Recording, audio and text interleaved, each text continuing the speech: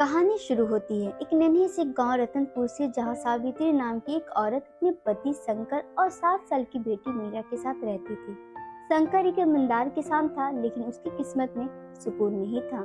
गांव का ठाकुर गजेंद्र सिंह एक ऐसा दरिंदा था जो लोगों की जमीन ही नहीं, उनका सुकून भी खा जाता था। एक दिन गजेंद्र ने शंकर से कहा कि वो अपनी जमीन उसके नाम कर दे, क्योंकि उसने कर्जा लिया था, जो कि एक झूठ था।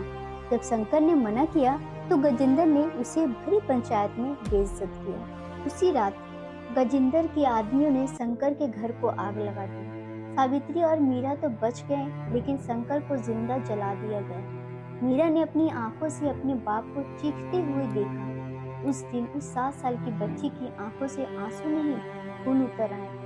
सावित्री बेवा हो चुकी थी, उसके पास रहने को छत नहीं थी। वो गांव-गांव भटकती, लोगों के घरों में झाड़ू पोछा किया करती, लेकिन गजेंद्र का साया वहां भी पहुंच गया। उसने सबको कह दिया कि जो सावित्री को काम देगा वो उसका दुश्मन होगा। एक वक्त ऐसा आया जब मीरा भूख से तड़प रही थी। सावित्री ने एक होटल के बाहर फेंका हुआ खाना उठाया तो होटल मालिक ने उस पर गर्म पानी फेंक दिया। सावित्री का चेहरा जल गया, लेकिन उसने वो खाना नहीं छोड़ा, क्योंकि उसकी बेटी भूखी थी। सावित्री अपनी बेटी को लेकर शहर भाग गई। वहाँ उसने एक पुरानी कोठी में नौकरानी का काम शुरू किया, लेकिन नसीब देखिए, वो कोठी किसी और की नहीं बल्कि गजेंद्र सिंह के शहर वाले रिश्तेदार की थी। वहाँ मीरा को एक जानवर की तरह रखा जाता था।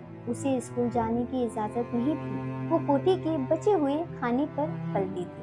एक दिन कोठी के बेटे ने मीरा पर चोरी का झूठा इल्जाम लगाया। सावित्री को सबके सामने घुटनों के बल बैठकर माफी मंगवाई गई और उसे डंडे से पीटा गया। मीरा ने वादा किया, माँ, आज तुम्हारी पीठ पर जो निशान है वो कल उनकी बर्बादी की लकीरें बनेंगी। मीरा ने ठान लिया कि वो पढ़ेगी। वो रात को जब सब सो जाते तो वो कोठी के बच्चों की रद्दी किताबें उठाकर स्ट्रीट लाइट के नीचे पढ़ती थी।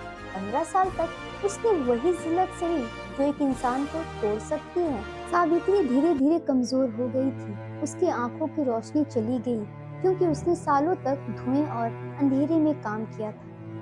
मीरा ने अपनी माँ का हाथ पकड़कर कहा, माँ, बस थोड़ा वक्त और। वक्त गुजरा। मीरा भी एक काबिल और सख्त आईपीएस ऑफिसर बन चुकी थी। उसने अपना नाम बदल लिया था ताकि कोई उसे पहचान ना सके। उसका पहला ट्रांसफर उसी जिले में हुआ जहां गजेंद्र सिंह का राज था। गजेंद्र अब बूढ़ा हो चुका था, लेकिन उसका गुरूर वही था। उसने मीरा को खरीदने की कोशिश की।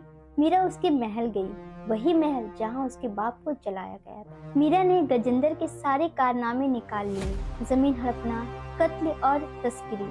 एक दिन पूरी पुलिस फोर्स के साथ मीरा ने उसके महल को घेर लिया। गजेंद्र हंसने लगा, बेटू, तुम जैसी कितनी आई और कितनी गई, जानती नहीं मैं कौन हूँ।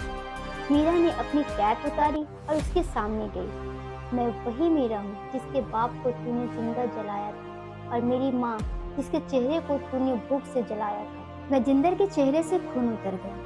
मीरा ने उसे जेल नहीं भिजवाया, बल्कि उसकी सारी जायदाद जब्त करके वहाँ एक अनाथ आश्रम और वृद्ध आश्रम बनवा दिया।